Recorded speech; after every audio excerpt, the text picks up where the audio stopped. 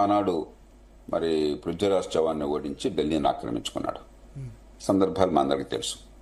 కొన్ని వందల ఢిల్లీ సుల్తానేట్ 1526 దాకా.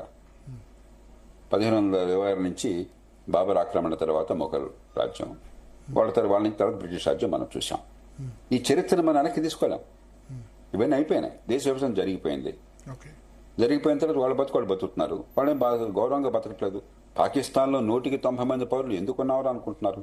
అక్కడ మెజారిటీ ప్రజల మద్దతు ఉన్నటువంటి నాయకుడిని వాళ్ళ మిగతా నాయకులందరినీ ఇమ్రాన్ ఖాన్తో సహా జైల్లో పెట్టారు.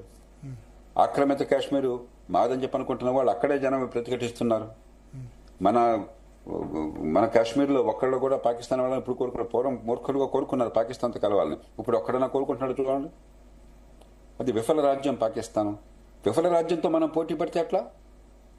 కాబట్టి ఇక్కడ ఈ దేశంతో ఉంటే east Germany, west Germany Kashmir ప్రజలు కల్పించాం.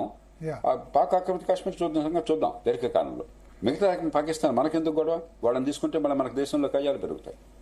మళ్ళీ రాజకీయంగాను, సామాజికంగాను, ఆర్థికంగా దాన్ని సమన్వయం చేసుకోవడం కష్టం అవుతుంది.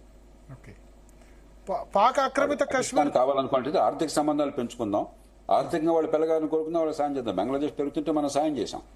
ఇప్పుడు కొంచెం కయాన్ని దిగుతుంటే మనం మౌనంగా ఉంటున్నాం. ఇంత పెద్ద దేశం పెరుగుతుంటే పక్క దేశాలు కూడా లాభపడితే ఉపయోగించుకుంటాయి. ఉపయోగించుకోకుండా నష్టపోతారు. పాక్ ఆక్రమిత కాశ్మీర్ విషయంలో ఎప్పటికైనా పాసిబుల్ అవుతుందా? మళ్ళీ మన చేతిలోకి వస్తుందా? చూద్దాం. ఎందుకంటే ఇప్పుడు ఆనాడు కూడా వ్యూహాత్మకంగా చేశారని అంటారు నెహ్రూ గారు. వదిలేశారు. లేకపోతే భారత సైన్యం అక్కడ ఆక్రమణదారులను తిప్పికొట్టే అవకాశం ఉన్నా కూడా షేక్ అబ్దుల్లా కోరిక మేరకు ఆయనకు రాజకీయ బలం ప్రస్తుతం మన ఆధీనంలో ఉన్నటువంటి కాశ్మీర్లో మాత్రమే ఉంది కాబట్టి, ఆ నార్థన్ టెరిటరీస్ గిల్జిత్ ప్రాంతంలో లేదు కాబట్టి వదిలేశారని అంటారు. నిజమా కాదో చరిత్రకారులు తలచాలి.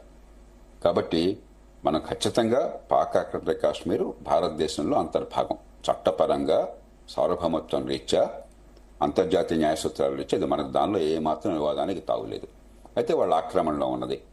ఎప్పుడు ఎలా పరిష్కారం అన్నది మనం సమయం చూద్దాం. ఎందుకంటే డెంగ్ షాపింగ్ ఎప్పుడు అనేవాడు చైనా నాయకుడు, చాలా విజ్ఞత గల నాయకుడు ఆయన. ముందు మన బలాన్ని పెంచుకుందాం, మన భవిష్యత్తును కాపాడుకుందాం, మన దేశ ప్రజల అవసరాలు తీరుద్దాం. అన్ని సమస్యల పరిష్కారం వెంటనే వచ్చేతరం పరిష్కారం చేసుకుంటుంది. అంతేగాని తొందరపాటు పడద్దని చెప్పేవాడు. ఆ కారణంగానే చైనా అంత బలంగా ఇవాళ దినదిన ప్రవర్ధమానమై అమెరికాకి డ్యూటీగా పెరిగింది. మనం పెరగాలి.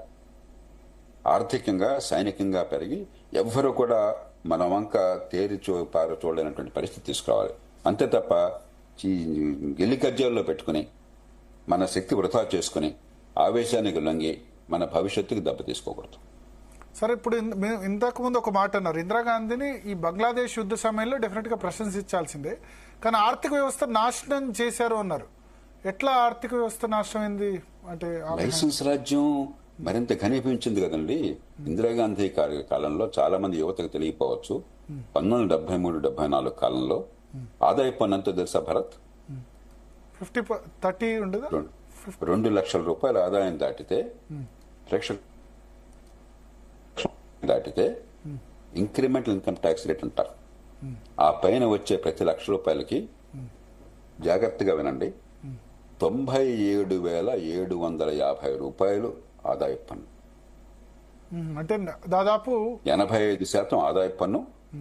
ఆ పైన 15% సర్చార్జ్ 85 మీద. 85 మీద 15 అంటే ₹12.75.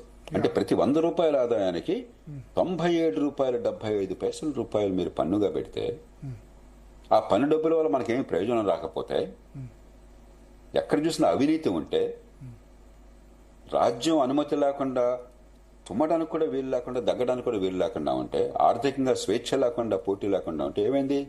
దేశం సర్వనాశనం అయింది. అడుగడుగున లంచాలు, ఏ ఉత్పత్తి లేదు, కరెంటు లేదు, ఫోన్ లేదు, మంచి విద్య లేదు, ఆరోగ్యం లేదు, లంచం లేనిదే చిన్న పని లేదు, మంచినీళ్ళు లేవు, ప్రతిదానికి ఒక లైసెన్స్ కావాలి, ఓ పర్మిట్ కావాలి, ఓ కోటా కావాలి.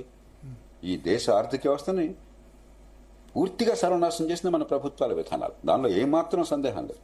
అందుకే కదా 91లో ఆపద్ధర్మ కొద్దీ నరసింహరావు గారి నాయకత్వంలో మన్మోహన్ సింగ్ గారు, నరసింహరావు గారు తీసుకొచ్చింది ఆర్థిక సంస్కరణల్ని. ఎందుకు అవసరమైంది? దానివల్ల లైసెన్స్ రాజు, పర్మిట్ రాజు అన్ని రద్దయిపోయాయి. చాలా మేరకు, ఇంకా పూర్తిగా పోలా, ఇంకా ఉన్న అవశేషాలు మిగిలి ఉన్నాయి. కానీ చాలా మేరకు ఈ దేశం ఇవాళ బతికుంది అంటే ఈ దేశం వాళ్ళంత నిబ్బరంగా ఉండగలిగింది అంటే, ఈ దేశంలో రోజువారీ వస్తువులు కొరత లేకుండా ఉంది అంటే, ఇప్పుడు కాలక్రమేణా విద్యుత్ కొరత కూడా చాలా మేరకు పోయింది. రోజువారీ ఒక ఆత్మవిశ్వాసం పెరిగింది అంటే ఖచ్చితంగా 1991లో దేశంలో తీసుకొచ్చిన ఆర్థిక సంస్కరణల వల్ల, ఆ తర్వాత ఈ దేశంలో ప్రజలు స్పందించిన తీరు వల్ల, ఈ దేశంలో పారిశ్రామికవేత్తలు స్పందించిన తీరు వల్ల, పెట్టుబడి పెట్టేవాడు కానీ, కార్మికులు కానీ, యువత కానీ స్పందించిన తీరు వల్ల. అది మర్చిపోతే ఎట్లా మనం? ఓకే, గతంలో ఉన్న మంచిని గుర్తిద్దాం, అలాగే చెడు నుంచి పాఠాలు కూడా నేర్చుకుందాం. అన్ని గత వైభవం అనుకుంటే చాలా మూర్ఖత్వం అవుతుంది, ప్రమాదంలో పడతాం.